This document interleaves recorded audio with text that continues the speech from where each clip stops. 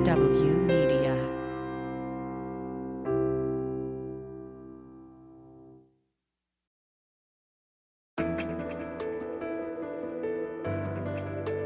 Spy Talk, a podcast at the intersection of intelligence, foreign policy, national security, and military operations with Jeff Stein and Jeanne Meserve. Hi there, I'm Jeff Stein. And I'm Jeanne Meserve. Welcome to another episode of Spy Talk. Russia's war in Ukraine is causing death, destruction, and increasingly hunger. Russia's targeting of grain warehouses, theft of grain stocks, and blockading of grain shipments is having a profound impact on food supplies, particularly in the world's most fragile countries. Global wheat prices are skyrocketing, and it's the fragile countries and vulnerable populations that suffer the most. Bread prices in Lebanon have increased by 70%, and food shipments from Odessa could not reach Somalia. And on top of this, Russia is now hoarding its own food exports as a form of blackmail, holding back supplies to increase global prices or trading wheat in exchange for political support.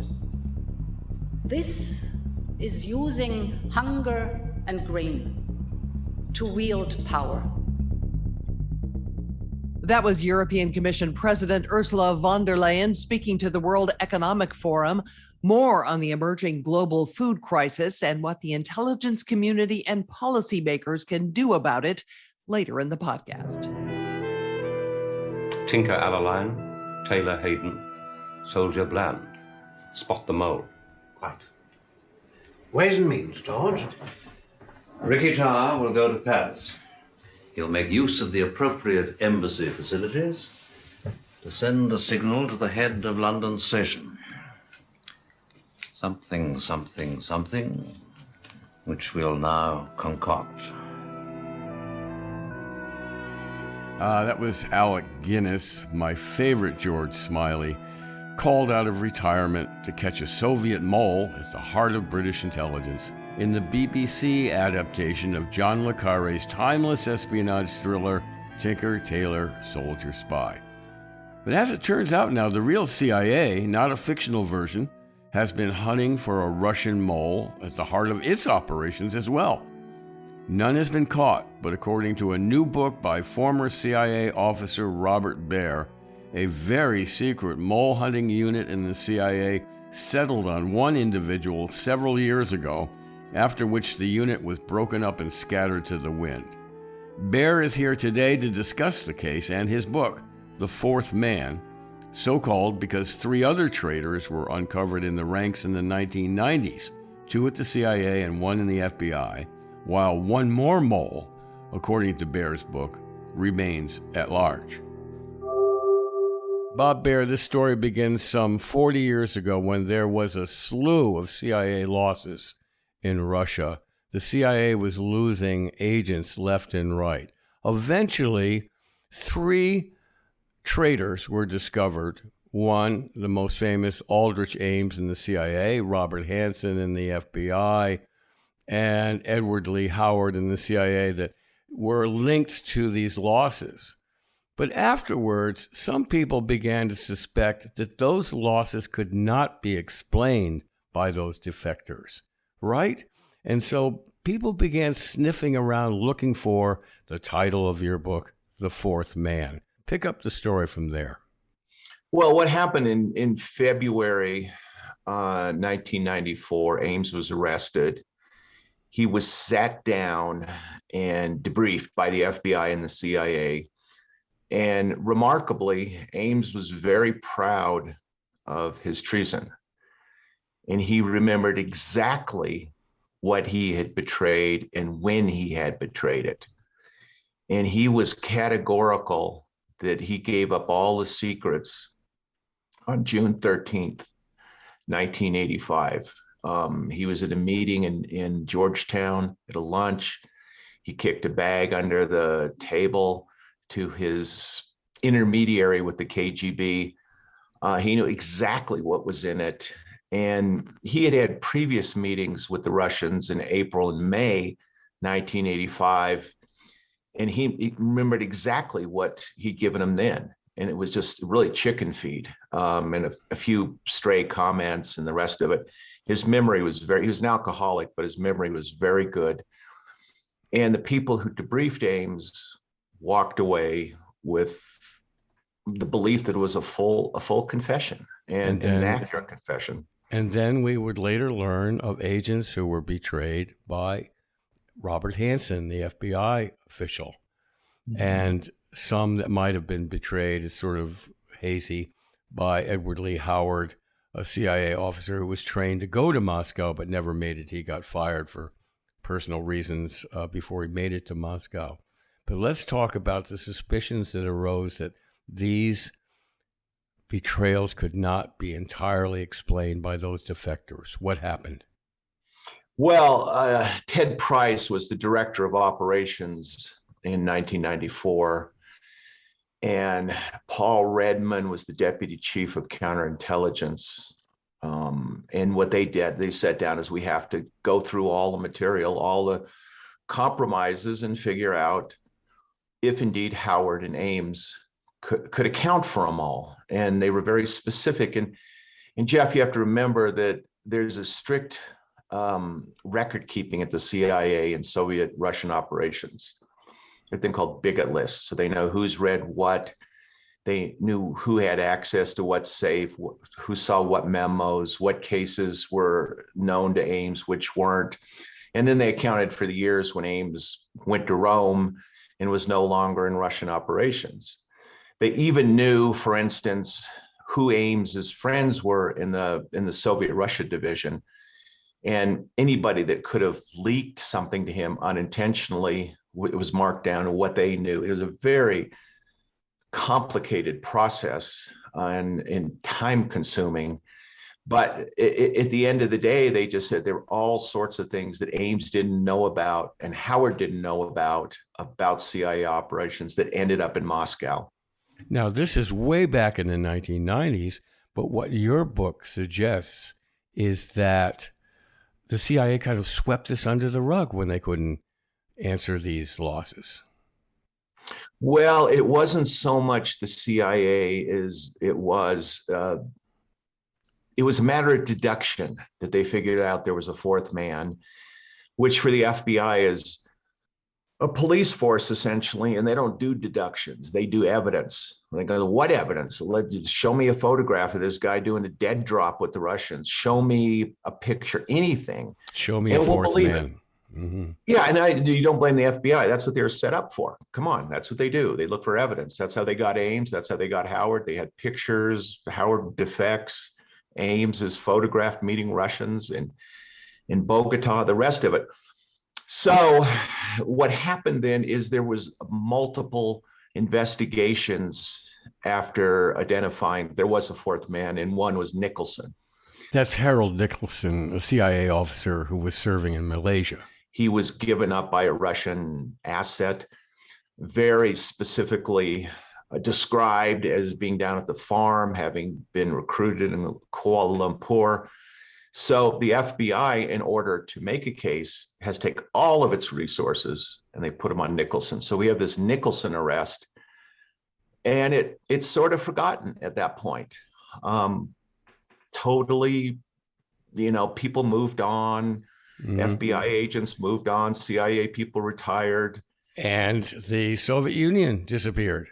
Yeah, the Soviet Union's gone. I mean, who cares about defectors at that time? It's a new era. This is a Cold War, footnote. Yeah, we won. Let's move along.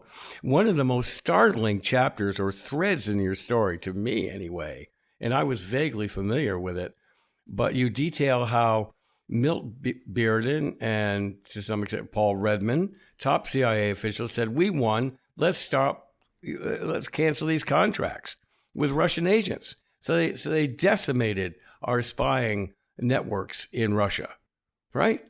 Oh, absolutely they did. We got messages. I was in the field. I was in Morocco at the time, just saying, we're backing off the Russians. You can have the KGB resident walk in to you and we don't care. We just don't care.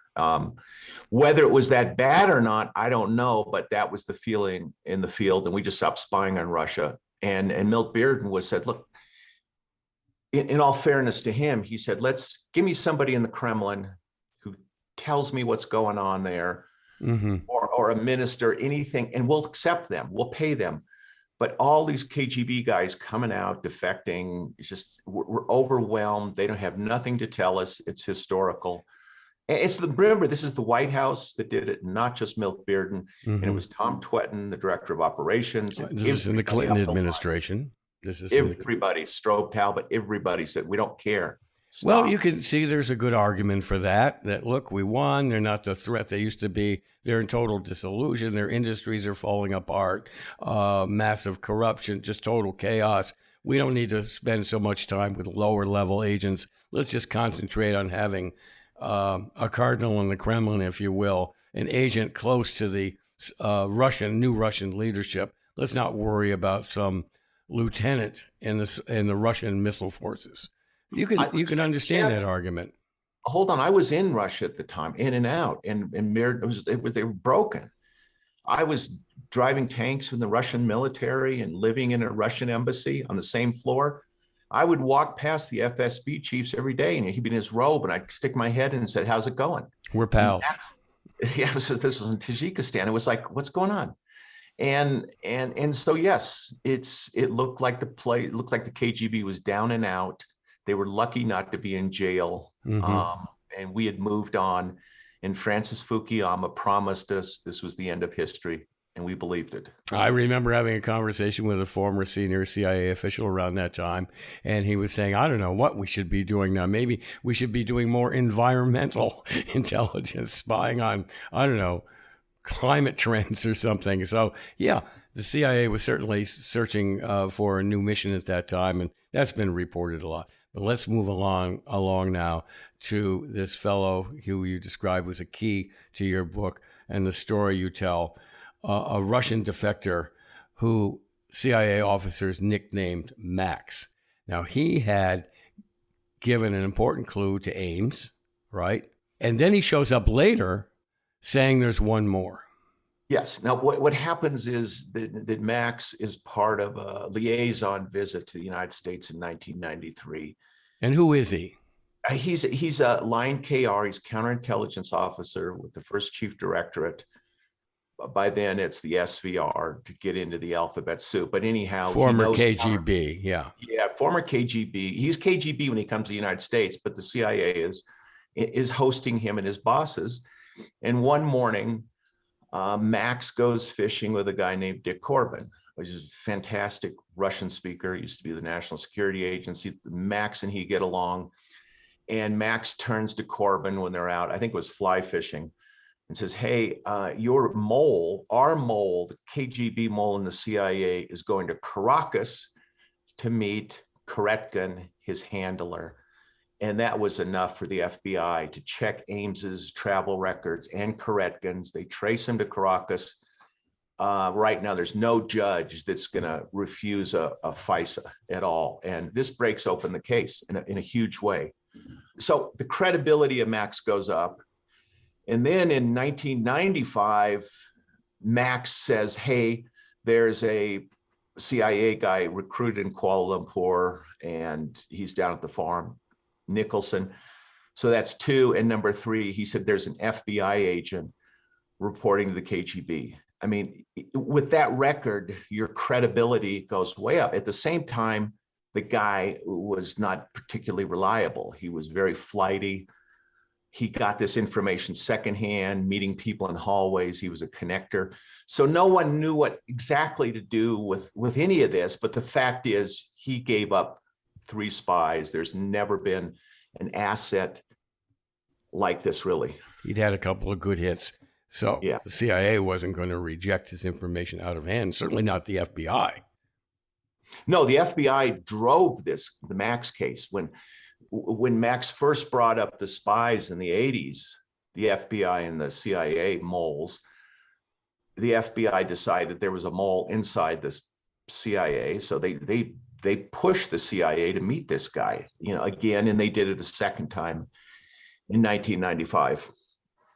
But he was a controversial figure, like you suggest. There were people who didn't believe him, wasn't in the interest of CIA or a number of CIA officials. to push this investigation. So let's move the story forward to the creation of the SIU, the Special Investigative Unit, which had some people on it that you knew quite well. And they began a more intense look for the fourth man. Well, Jeff, I knew nothing about this until a couple of years ago, but one day my boss calls me in and said, I'm going to assign a couple people to your group, and they're going to be working on a project. Well, not a couple of years ago in present time.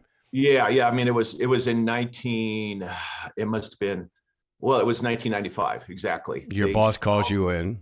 1995, my boss calls me and says, hey, I'm going to assign a couple ladies to your group, and they're going to be working on a special project. Don't ask about it. And I didn't. I mean, I wasn't doing Russian operations. And they would come in weekends, and they were working off grid computers, which are air gapped, and I had no idea what they were doing. All right, flash forward 20 years, and my boss says, hey, I think there was another mole. He didn't use the name the fourth man. And you should look into this and see if there's anything there. He then went to the ladies that worked for me and said, talk to Bob, tell him what you found, and tell him what happened since. And that's when I first got the story. So Jeff, I'm coming at this stories very much as a reporter. As you know, in the book, I report things as they happened, what people told me, made extensive notes. And as a journalist, I don't come to any conclusions. I was never part of this investigation. Well, you may say you come out as a journalist, but one of your key sources was a woman who worked in that special investigation unit and extraordinarily detailed to you a lot of what the unit was doing to search for the fourth man. She gave me the matrix. The matrix is a deep chronology which shows compromises and separates the compromises that could not be accounted for by Ames and the ones that could, the same way with Howard, and incidentally Hansen, because Hansen didn't have access to most of this stuff. She then went on into the late 90s to head a Russia group. So she knew about compromises that occurred after 1994. And she continued as a consultant into the aughts to the CIA on this very case. And now the book, The Fourth Man, your new book, begins to unfold for me like an Agatha Christie novel, a detective story, where the SIU, acting like a police procedural, I'm mixing my metaphors here, sorry, but they began looking at various suspects who could be the fourth man. And there's this absolutely hair-raising chapter when the SIU gathers together for a meeting to discuss their findings, and they name the person who they think fits the model of the fourth man, who is the traitor. And it turns out to be Paul Redman. He was at the meeting. And the reason, this is a matter of deduction, okay? Paul Redman, who had been deeply involved in the mole hunt for Ames before, who's a top counterintelligence and Russia hand, a person of considerable weight and seniority in CIA, and they finger him. It was amazing. Jeff, was amazing at the meeting. They call in a lady from security, Ed Kern from the FBI, Bill Lofgren from Soviet Russia division, and the three analysts, and they sit down, and Lane has these two big easels showing these compromises, and she comes up with the conclusion that the fourth man had to have been assigned to headquarters, Langley, from 1984 to 1994. The fourth man had to have done Russian operations and then moved to counterintelligence. And that is the profile. She never mentioned Redman's name. She just said, here's the evidence, do what you will with it. We need a big investigation. We need to expand this investigation. We need the FBI agents to come in and the rest of it and look at our evidence. And at the end of the meeting, he didn't say a word. He kicked back his chair and bolted out of the room. Not a word. He exploded. exploded. I mean, he was furious. He was mounting anger at the evidence, mounting anger that they would suggest that Ames hadn't betrayed this stuff, and he was out the door. And that's sort of the last they saw of him, except in the hallway. It's an extraordinary scene, and I want to tell listeners that the Lane that you refer to is Lane Bannerman, who was one of the key investigators in the SIU and who spoke to you quite freely about this investigation. Why did she speak so freely to you about such sensitive matters? Because after that November 1994 meeting, her career was effectively destroyed, as were the two other women. The FBI analyst was pulled out of the group, sent back to Buzzard's Point, was pulled off the whole thing. He was furious too.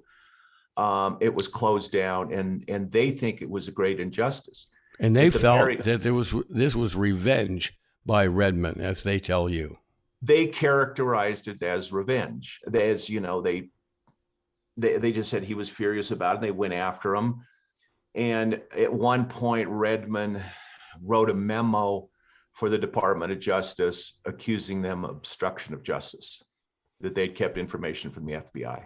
I should Yeah, go ahead.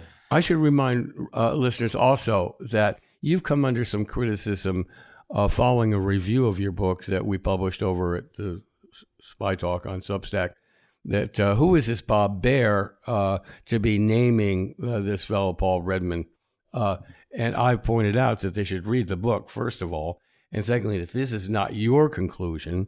This is the conclusion of the Special Investigative Unit and the people who worked on it, who told their story to you. You're not naming him as a mole. In fact, you have continued your conversations with Paul Redmond and say in your book that it's maybe not him, maybe it's somebody else. I'm very sympathetic to Paul Redmond. We talked last week. I told him, I said, look, here's the deal, is the FBI believes you're a Russian spy. This SIU group believes you're a Russian spy. This investigation is current right up until December last year. I know that from Jeanne Haspel. So former CIA director. Yeah, former CIA director Jeanne Haspel told you that the investigation is continuing? Yeah, she told me it was continuing. She'd been briefed on it. She did not mention Paul Redmond's name. I've met with the FBI. They have asked me what I have. They were simply following up, as they should. They never mentioned his name, but they said there was a fourth man, no question about it. And what I also know is that as of 4 weeks ago, the sources of my book, were being visited by the FBI and asked about Paul Redmond. So you piece all that together. I frankly have I have no opinion on this. What concerns me is the FBI and a group in the CIA have made this accusation. So you got to sit up and pay attention. Now, some people would say, in fact, Tim Weiner, the intelligence historian and journalist, he made a comment on Twitter that this is like a serpent chasing its tail, that this doesn't add up to anything. This is rival intelligence services taking out each other's trash. It doesn't mean anything. What's your response to that? Well, one Russia group chief told me that the fourth man was giving memos of conversation between Yeltsin and Clinton to the KGB, who then turned around and blackmailed Yeltsin, saying, hey, we know everything you're doing with the Americans, back off. And guess who was head of the service at that time? Putin. So to go back over that, that's pretty extraordinary that this fourth man, this mole, was providing the Russians with transcripts of conversations between Russian President Boris Yeltsin and Clinton, in which enemies of Yeltsin could use to say he's being too accommodating to the Americans. He's giving in too much. Is that the gist of it? That's the gist of it. And toward the end, and by 1999, Yeltsin stopped talking to Clinton. Clinton has remarked there was like a complete turnaround in the relationship. And Yeltsin certainly never described who Putin was, other than he's a good guy, don't worry about it. But I mean, clearly in 1999, there was a coup d'etat. And by 1999, the CIA had no sources in Moscow. The ambassador told me he got better information from taxi drivers than the CIA. So if there was any chance for the CIA to catch Putin's rise, it was lost. And don't forget these people that sort of laugh about intelligence, is we had the KGB completely penetrated in 85, 86. And in the years before, we knew what was going on. The Sino-Soviet split, we knew we had a window into Russia. We had a window into the KGB. We could have figured out how Putin is. So, if people like Tim Weiner are happy reading editorials in the New York Times and that's all they need to know about Russia, then explain why they missed the Russian army was a Potemkin village. And we just missed a lot about that country. So the important the important implication of that, Jeanne, is that the CIA, directly or indirectly, this mole, aided the rise of Putin to push Yeltsin out of the way, to pave his way to the leadership. Well, let me look at this from Yeltsin's point of view. He says, wait a minute, the FSB is getting my conversations through the White House. They are really plugged in. It had to have scared Yeltsin. So when Putin says, makes him prime minister, we still don't know why he was made prime minister exactly. You've had the Yeltsin family say he sounded like a good guy to us, but we don't know that's true. So he facilitates a KGB coup d'etat. And if it was a coup d'etat, in fact, we don't know the mechanics of it because we had no agents, and it's not something you read on Twitter or Facebook. Who tells you that we had no agents in Russia come the rise of Putin? Who's telling you that? Lane Bannerman, she was the Russia group chief. She said there were no developmentals as well. Those are people we're trying to work on to become agents, because those were compromised in 1998.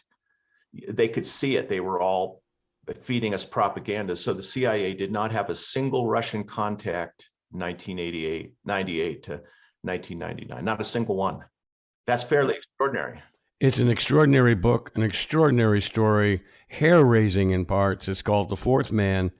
Bob Baer, thanks so much for spending this time with us on the Spy Talk podcast. This is one of the most interesting interviews I've done since we launched this thing. So thanks again. Thank you. That's Bob Baer. You can read a critical review of his book, The Fourth Man, over at the Spy Talk page on Substack. Clearly, it's time for another spy movie. Too bad Alec Guinness isn't around to star again. I'll say, boy, that was a tremendous version of the movie. Anyway, this book of Bob Baer's has stirred up a lot of consternation and controversy in CIA's ranks. There's a lot of chatter about it on Twitter and so on. And we may be revisiting this book and this issue in a future podcast. A reminder, you can subscribe to Spy Talk on Substack. Follow us on Twitter. I'm at Jeanne Meserve. Jeff is at Spy Talker. We'll be back in just a moment with more.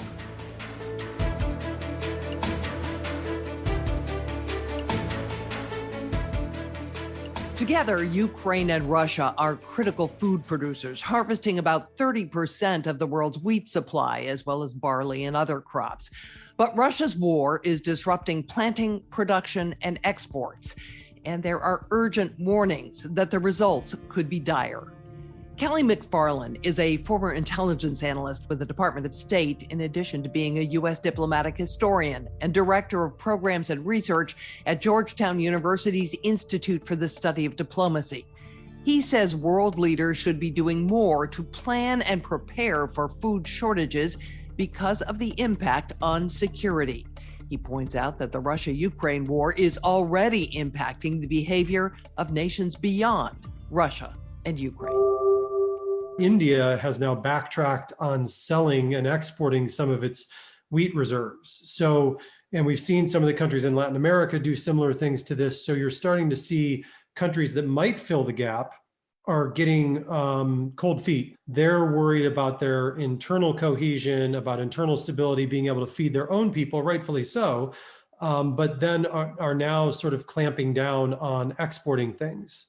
So the head of the World Food Program has said what we're seeing now is a catastrophe on top of a catastrophe, because not only is there the war, but the pandemic, the disruptions to supply chain, rising energy costs, and climate change events. Yeah, that's exactly right. And when the pandemic actually hit in 2020, we had already started to see an increase in food insecurity in the couple years leading up to that. And that was the first time in over a decade that we had seen food insecurity increasing. So you had already were on the downward spiral of food insecurity and hunger when COVID happened. And then, as you noted, the supply chain issues, rising prices, increased climate catastrophes that were also causing crops to be wasted and things like that. And then on top of that, we were hoping at the end of 2021, we might be coming out of some of this with COVID and supply chain issues being fixed. Then you have the Ukraine war flop down on top of this. I have heard some experts say there hasn't been anything comparable to this since World War II. Is that correct? As a diplomatic historian who teaches a course on analogies and history's influence on foreign affairs, I'm reluctant at times to throw that kind of yes out there. But I do agree that you would be hard pressed to find something like that on the food crisis issue and a lot of other issues, obviously migration and scale of war, all that kind of stuff. But yeah. So food shortages have always been a catalyst for social and political change. It was one of the triggers for the Arab Spring. Mm-hmm. Is the food crisis that we find ourselves in the midst of now going to impact political stability in some places? I mean, the short answer is I'd be very surprised if it didn't in some way, shape, or form. I mean, as you're well aware, as in pinpointing any driver or piece of causal action is hard to do. And there's always multiple drivers of things, but this is going to be one that is going to be there from now and has been over the past couple of years, increasing as a driver of instability. So we already are seeing food insecurity in places like Yemen and Ethiopia and Afghanistan, South Sudan. Are there some other countries that are going to be added to the list? And can you predict which countries they'll be? Well, I mean, I think it's hard to say right now which countries it would be. I mean, you named the ones that we already know of that are in dire straits and likely will be for the foreseeable future. But I think, the issue is that at some point you might start to see places that aren't the Ethiopias and the Yemens of the world that are having food shortages. I mean, there's a reason India has decided now not to export its wheat because they're facing a huge climate challenge, especially this year with increased temperatures that's going to threaten their wheat production this year. So, it could be a place like India that, already has a lot of mouths to feed. So the intelligence community does periodic assessments of security threats. There's the National Intelligence Estimate. Has food and food security been a major component of that? Well, it depends on what you're looking at. I think much more so than other agencies in the United States government, especially I think the intel side and the IC has been out in front on this issue, whether it be the effects of climate change on national security or water security, food security, these types of things. The IC has actually, in my opinion, been pretty out front on this stuff. And so is DOD, because they, oftentimes are the ones that are called to these humanitarian, to do the humanitarian work. And they've got a lot of bases, obviously Norfolk down the road and Virginia being one of them that's being threatened by climate change. So they really look at this because they have to. But you have written that we need a wholesale rethink of what constitutes food security. What are you talking about? So, I briefly mentioned it, but one of the things I do at the Institute at Georgetown is run a series of working groups on global diplomatic challenges. And we've looked at a number of different things over the past 6 years. And last year we looked at food security. And it became quite apparent that when looking at this, that and probably most important for your listeners to this podcast, is that we don't take food security seriously enough, at least from a policy standpoint. I do think the IC does a better job of it, of at least putting it into their assessments and thinking about it, and thinking about possible scenarios. But from a policy perspective, we don't take it seriously enough as a driver of instability and conflict, and thus something we need to plan for and create policy to create food security before it becomes food insecurity. And that's kind of where we got to that notion of peace through food, instead of getting to the point where either conflict creates food insecurity or food insecurity creates conflict. We can create situations where we have a more stable food system to enable to kind of take that equation out of the picture. But that goes to everything in the food chain. It's the whole system, from what we eat, the types of food we eat, where we get our food from. There's like 4 main crops that we use, wheat being one of them, which we've been talking a lot about with Ukraine. But there's also most of those are only grown in a small handful of areas. As again, using wheat as our example, Ukraine and Russia, big wheat producers, India, big wheat producer, United States. But there's also a number of choke points that if there's a war, for instance, or conflict, or if there's a humanitarian catastrophe because of a typhoon or a hurricane or something like that, that is clogging one of these choke points, then you get into those supply chain issues that we talked about. So it's what we eat, it's where we produce it, it's the supply chains that we need to rethink. Food waste and food loss makes up like 30% of the food that is just lost in general. That's what we mean by whole of system. And it isn't just a US change. This would be global. Yes, definitely. And yet, don't you think even if that sort of effort took place, that there are always going to be governments and factions, political factions, who are going to try to use food as a weapon? Oh, yeah. I mean, that's the nature of conflict and warfare and politics. As sad as that may be, food has been a driver of conflict, and it's also been used as a weapon of war for centuries. And we're seeing that today in places like Ethiopia and other spots around the world, Yemen as well. But that's going to take place, I think. But what we can do through, and I'm not trying not to be naive here. I know how difficult this is. I mean, it was a daunting thing to think about when writing this, to see all of the problems and all of the entrenched equities that are out there to maintain the system the way it is, that are going to make it extremely difficult to even move forward incrementally. But I think we can do things to try to, forecast this out. We know where there's going to be spots. We know Ukraine makes up 30% or whatever it is of the wheat production of the world. We know that Russia has been having a frozen conflict there for 7-8 years now, and that they were possibly going to invade again. And that's, obviously at the end of last year, that became more and more of a likelihood. What was being done then to prepare for this? That's the kind of stuff where food and ensuring that we're looking at these things comes into play in a more systematic fashion. It seems pretty pie in the sky when you have countries like India doing what it's doing right now, protecting its own interests. Every country's going to do that, correct?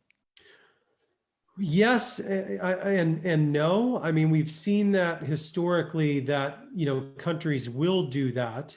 But where we can get beyond that is, it goes back to some of the recommendations that came out of the report, where you're trying to build in other places to go. This is where you diversify and take things a little bit more local at times, where you don't necessarily need that wheat from India.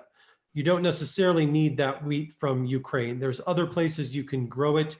There's a more community level things that can be produced.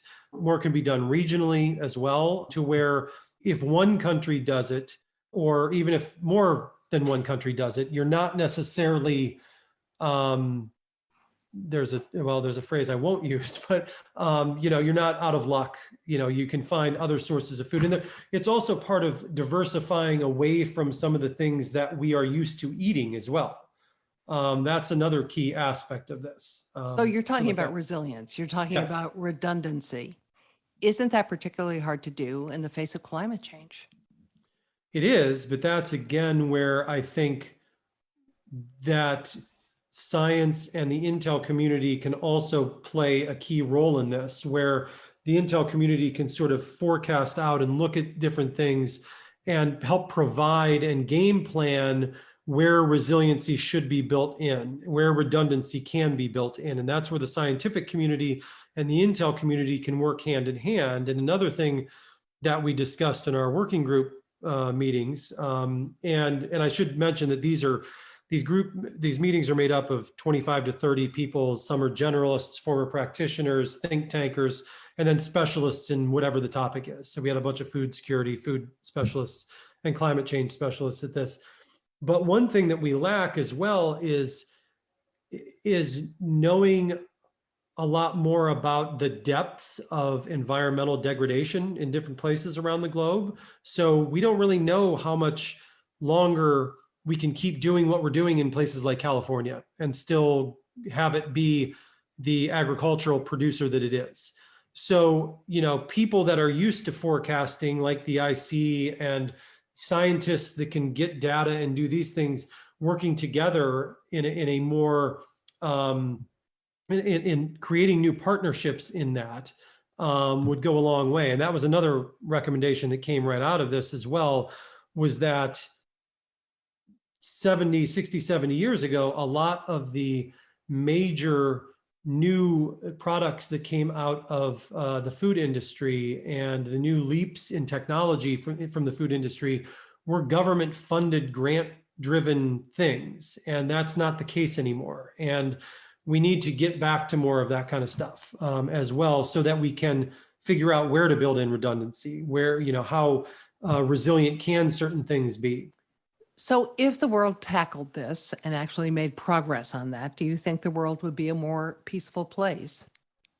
I do. I don't, wouldn't be all, rainbows and kittens. That's for sure. No unicorns? No unicorns, as my 3-year-old daughter would say, no unicorns. But as I noted, food insecurity is a driver of conflict. And we've seen that. There's been a lot more study on that in the last half decade.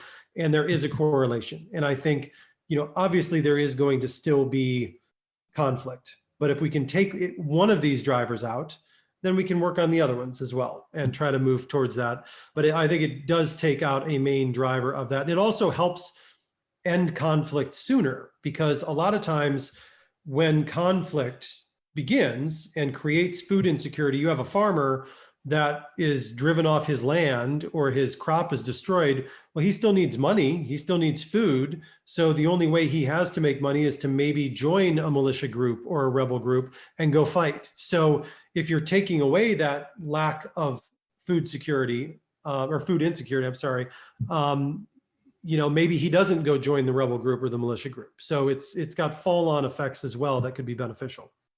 Could domestic U.S. politics have an impact on the IC's ability to continue to address this issue? Yes, and I've seen this over the course of the Trump administration, where certain agencies were told not to use certain terms, such as climate change and things like that. It's hard to talk about food insecurity when you can't talk about climate change. So it will have difficulties and challenges if there's an atmosphere created like that. But at the same time, we have seen the Intel continue to push out solid work on this, be ahead of the other agencies and other branches of government on calling the warning on these sorts of things and doing the work that needs to be done, whether or not it's on climate change and national security, food and water and national security, and all these types of things. So I think it matters, but I'm hopeful that they can continue down the road they have been on.